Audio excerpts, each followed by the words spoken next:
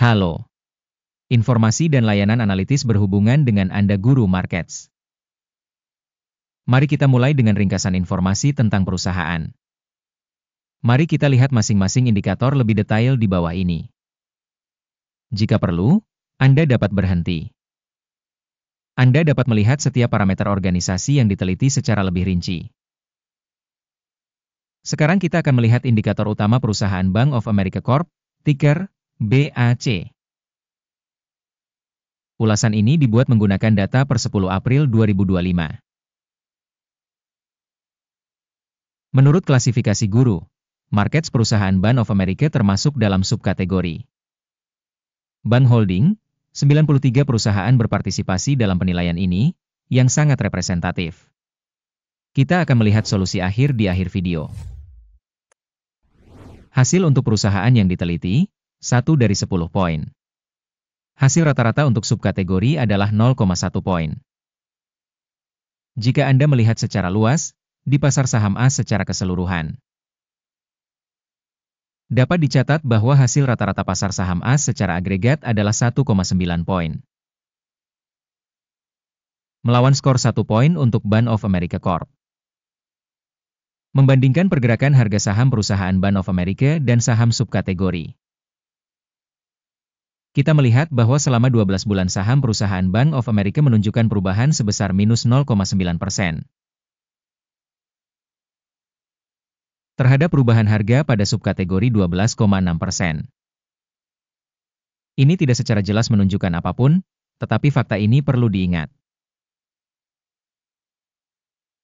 Kapitalisasi pasar perusahaan Bank of America Corp adalah 282,6 miliar dolar. Dengan kapitalisasi subkategori 2,674 miliar dolar. Bank of America Corp menyumbang 10,57% dan merupakan salah satu perusahaan besar di subkategori tersebut. Kapitalisasi neraca perusahaan diperkirakan mencapai 271,79 miliar dolar. Dengan kapitalisasi neraca subkategori 2,144 miliar dolar.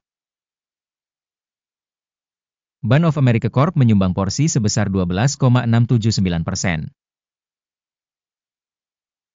Dengan membandingkan pangsa pasar dan nilai buku, kita dapat melihat hal berikut. Bagian yang ditempati Bank of America pada subkategori bila menilai kapitalisasi pasar sebesar 10,57%. Nilai bukunya sebesar 12,679%. Ini 20% lebih banyak dari pangsa nilai pasar. Penilaian pangsa pasar dan nilai buku organisasi dalam subkategori, baik, 1 poin. Liabilitas keuangan organisasi yang dianalisis berjumlah 614,418 miliar dolar. Utang terhadap nilai buku sebesar 226,1% dari modal. Akibat hutang perusahaan, sangat buruk, minus 2 poin. Rasio nilai pasar terhadap pendapatan perusahaan adalah 11,1. Rata-rata subkategori sebesar 10,2 adalah 8% lebih tinggi dibandingkan rata-rata subkategori. Penilaian nilai pasar saham terhadap keuntungannya dibandingkan dengan perusahaan dalam subkategori, lumayan, 0 poin. Laba selama 12 bulan terakhir berjumlah 25.511 juta dolar. Pendapatan ke depan untuk 12 bulan mendatang diperkirakan sebesar 31,095 juta dolar. Yaitu 21,9% lebih banyak dari sekarang.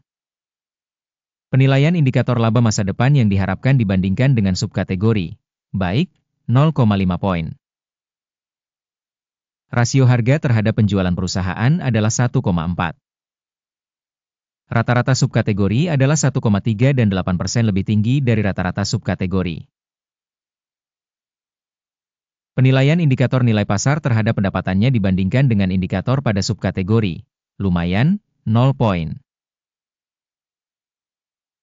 Pendapatan selama 12 bulan terakhir adalah 198.990 juta dolar. Proyeksi pendapatan untuk 12 bulan ke depan diperkirakan mencapai 242,550 juta dolar. Ini 22% lebih banyak dari saat ini. Evaluasi proyeksi volume penjualan di masa depan dibandingkan dengan indikator pada subkategori, baik, 0,5 poin. Marine penjualan sebesar 12,8%, dengan rata-rata pada subkategori 13,1%. Perbedaan antara rata-rata subkategori dan kinerja perusahaan adalah 0,3%. Penilaian profitabilitas penjualan dibandingkan dengan indikator subkategori, lumayan, 0 poin. Pangsa perusahaan berdasarkan jumlah karyawan pada subkategori tersebut adalah 8,333%. Ini 27% lebih kecil dari pangsa kapitalisasi pasar. Dan fakta ini menunjukkan ketidakseimbangan nilai tukar organisasi saat ini Bank of America, kemungkinan besar menuju revaluasi. Jumlah modal untuk setiap karyawan organisasi adalah $1.326.000. Dan untuk subkategori $1.046.000. Selisih rata-rata subkategori dengan kinerja perusahaan sebesar 26,8%. Penilaian modal perusahaan per karyawan dibandingkan dengan indikator perusahaan pada subkategori, lumayan, 0 poin. Keuntungan perusahaan per karyawan adalah $119,700. Dengan rata-rata untuk subkategori $102.000. Dan selisih rata-rata subkategori dengan indikator perusahaan adalah 17%.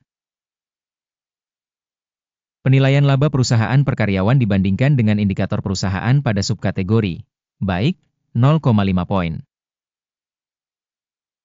Bagian pendapatan untuk setiap karyawan organisasi adalah $934.000. Di subkategori $777.000. Perbedaan antara rata-rata subkategori dan kinerja perusahaan adalah 20%.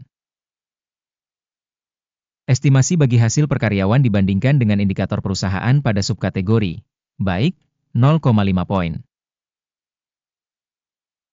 Saham yang dijual adalah 1,2%, dengan rata-rata subkategori 0,9%. Ini merupakan indikator kemungkinan risiko tekanan jangka pendek. Indikator RSI 14 menunjukkan tingkat 37% untuk perusahaan Bank of America. Sedangkan pada subkategori tingkat RSI, 14, sebesar 43%. Rata-rata, sekuritas dari subkategori tersebut memiliki kuotasi yang hampir sama dengan saham Bank of America Corp. Harga saham sebenarnya perusahaan adalah sekitar $37,14. Target harga konsensus untuk saham perusahaan adalah sekitar $49,92. Dinamika perkiraan aktual dan perkiraan konsensus adalah sekitar 34%. Mari kita lihat tabel pemesanan yang tersedia, linknya ada di komentar yang disematkan. Tabel pesanan berisi semua keputusan yang dibuat secara publik musim ini berdasarkan informasi penilaian saham dan sistem referensi Guru Markets. Akses ke tabel pesanan benar-benar gratis dan terbuka, tautan di komentar yang dipasangi pin. Sebagai akibat dari penilaian saham Bank of America Corp. Sistem referensi penilaian saham Guru Markets keputusan berikut dibuat. Jangan membuka perdagangan, karena video saat ini adalah ulasan. Terima kasih telah menonton video ini dan telah menggunakan sistem informasi Guru Markets.